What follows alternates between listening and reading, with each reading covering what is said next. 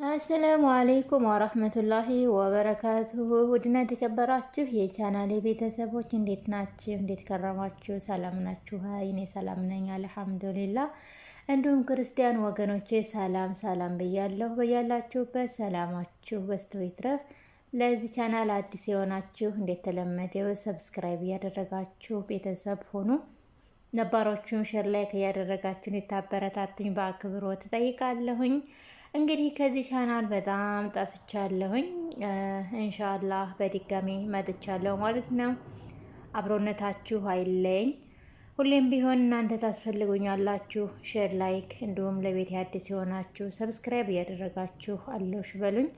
ዛሬ የመጣሁት በኑሃሚን ድራማ ነው። ቆዩ። የአምሬን እንግዲህ ወንድማማቾቹን አደባድባቸዋለች። በነገራችን ላይ ናሆም ዳግም ወንድሙ መሆኑን አያቅም ይመስለኛል። እናትየዋ በሚስጥር ነው የያዘችው፣ ግን ዳግም ያውቃል ናሆም ወንድሙ መሆኑን። ናሆም ግን ዳግም ወንድሙ መሆኑን አያቅም። እንግዲህ የተደበቀበትን ሚስጥር ወደፊት የምናየው ይሆናል። እናም እንግዲህ የአምሬን እየዋሸች ለናሆም ውሸትን ስለምትነግረው እሱም በልጇ ስለባለችልኝ ልትዋሸኝ አትችልም። እንዴት በሆዷ ውስጥ በተጸነሰ ሕፃን ትምላለች ውሸቷን። እናም የእውነቷንም ጾታዊ ትንኮሳ ሊያደርስባት ቢሆን ነው እንጂ የተናገረችው በማለት መቼም ቢሆን ሊያምናቸው አልቻለም፣ ሊያምንላቸው አልቻለም ለቤተሰቦቹ። እነሱ ዳግም እንደዚህ የሚያደርግ ልጅ አይደለም፣ ስርዓት ያለው ልጅ ነው፣ ባክህን ተረዳው ቢሉትም እሱ ግን ሊረዳው አልቻለም። አቷሽም ብሎ ለፍቅረኛ ወግኗል ማለት ነው።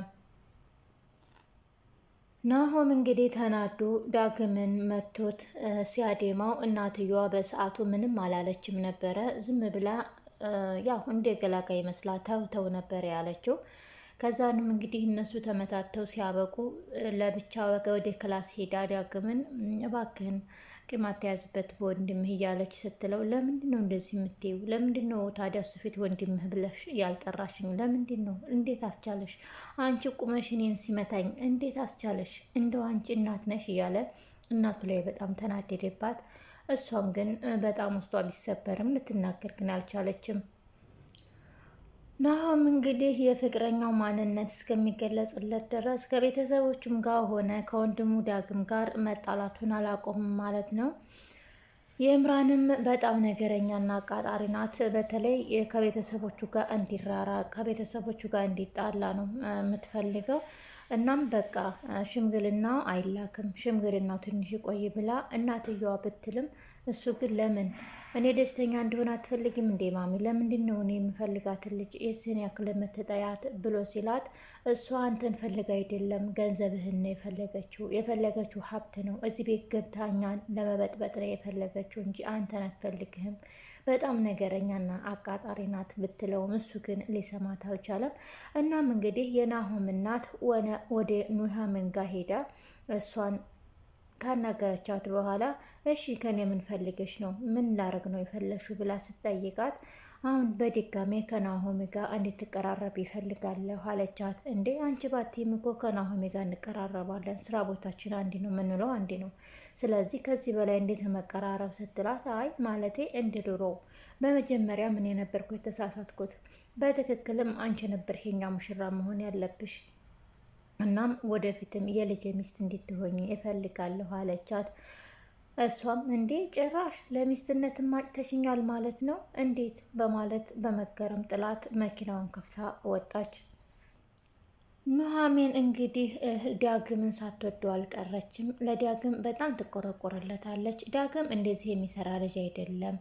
ዳግም በጣም ጨዋ ልጅ ነው። እሷ እየዋሸች ነው፣ ወንድማማቾቹን ለማጣላት እየዋሸች ነው እንጂ በጭራሽ እንደዚህ የሚያደርግ ልጅ አይደለም ብትልም ግን ናሆም ሊያምናት አልቻለም። ሆዷ ባለው ልጅ ምላልኝማ እሷ ልትዋሸኝ አትችልም። እሱ ነው ልክስክሱ፣ እሱ መጥፎ ሰው ነው፣ አስመሳይ ነው እንጂ በማለት ሊያምናት አልቻለም። ይልቁንም ናሆም ለኑሃሚን እኔ እኮ አውቃለሁ ከዳግም ጋር ያለሽን ግንኙነት በደንብ አውቃለሁኝ። ስለዚህ ምንድን ነው የምታውቀው ስትለው፣ ስለዚህ ተናገራ፣ ለምንድን ነው እኔን የምታስጨንቀኝ? የምታውቀው ይህንና የሱን ነገር ምንድን ነው ብላ ስትጠይቀው፣ ናሆምም ከሱ ጋር የፍቅር ግንኙነት እንደጀመርሽ በደንብ አውቃለሁ ከዳግም ጋር ከተሳሳሚ አይችሻለሁ እኮ ክላስ ውስጥ ሲላት፣ ይሄንንም እሷ ናት አይደል ነገረችህ? ይቺ ልጅ ራቃት፣ ይቺ ልጅ አትሆንህም፣ ይቺ ልጅ ከቤተሰብህ ጋር ታጨርሳለች ብዬህ ነበር። አንተ ግን እኔን ልታምነኝ አትችልም። በጭራሽ ከሷ ውጭ ማንንም መስማት ተስኖሃል። አንድ ቀን ውሸቱ ይጋለጣል፣ ያኔ ራስህ ታፍራለህ ብላ ጥላው ወጣች። ከዛንም እንግዲህ ዳግም በመንገድ ላይ እየሄደ እያለ እምራን ከመንገድ ላይ አገኘችው። ከዛን በነገር ጠመደችው። በመንገዷ ሳታስበው ዳግምን አገኘችው። ስታየው በጣም ደነገጠች። እንዴ ምን ነው ለምን ደነገሽ አላት። ዳግምም ምንም መልስ አልሰጠችውም። ለነገሩ ውሸታም ሰው እኮ ሰውን ባየ ቁጥር ይደነግጣል አይደለ? ለዛ ነው የደነገጥሽው አላት። ልደበድበኝ ነው እንደ መንገዴን ዘግተህ ዞር በል ከመንገዴ ላይ። ግን አንተ ምን አይነት ሰው ነህ ስትለው፣ አንቺ ምን አይነት ሰው ነሽ? ምን አይነት ጋጠ ወጥ ሰው ነሽ? እንዴት አድርገው ነው ያሳደጉሽ? እባክሽ እንዴ ከቤተሰቤ ጋር ታጣይኝ አላት። እና እባክህ አንተ ዝም ብለህ የሰማኸውን ያልሰማኸውን ስትቀባጠር እኔ ዝም ብዬ የማይህ ይመስልሃል እንዴ ስትለው፣ ጭራሽ መዋሸቴ ሳይቀር እኔ የሰማሁትን እንዳልናገር ልከለክኝና ልትክጂ ነው እንዲህ አላት።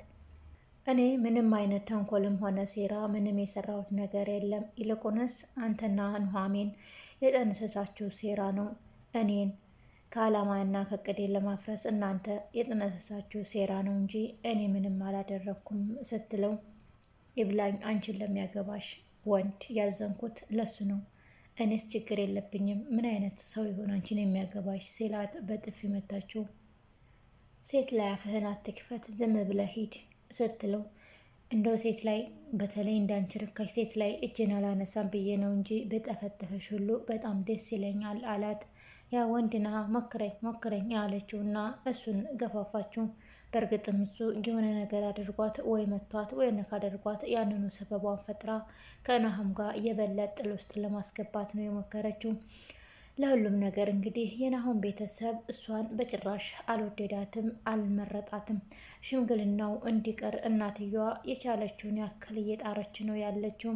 በዚህንም እንግዲህ ናሆምም ተናዶ የራሴን ሽማግሌዎች እልካለሁ፣ ቤተሰቦች ሽምግልናውን ትተውታል ብሎ ሲነግራት፣ እሷም እንዴት ቤተሰብ ያልገባበት ሽምግልና ልትልክልኝ ነው ስትለው፣ አንቺ ከቤተሰብ የምናለሽ የምትፈልጊው እኔን አይደለም እንዴ አላት። አዎ የምፈልገው አንተን ነው፣ ግን ደግሞ ቤተሰቦችህ ምራቴ ብለው ወደውኝ ሊቀበሉኝ ይፈልጋለሁ አለችው። ናሆምም ቢሆን ቤተሰቦቼ ካልፈለጉሽስ እኔ ደግሞ አንቺን እፈልግሻለሁ። እንደውም አባቴ ዛሬ መጥቶ አናግሮኝ ነበር። ድርጅቱን ልቀቅልኝ ወይም ድርጅቱን ትተህ እዛች ልጅ ጋር መሄድ ትችላለህ፣ ግን ድርጅቴን ላንተ አምኜ የሰጠው ዝም ብለህ ከማንም ዘልዛላ ሴት ጋር ልታባክነው ልታከስረው አይደለም ብሎኛል። ድርጅቱን ልለቅለት ነው ሲላት፣ እንዴ ምን ማለት ነው? እንዴት ነው ድርጅቱን የምትለቀው? እኔ በባዶ ቤት ቆሎ ቆርጥሞ ውሃ ጠጥቶ ማደር የሚባለውን ህይወት አልቀበለውም። በዛ ላይ ልጅ ልወልድ ነው አለችው።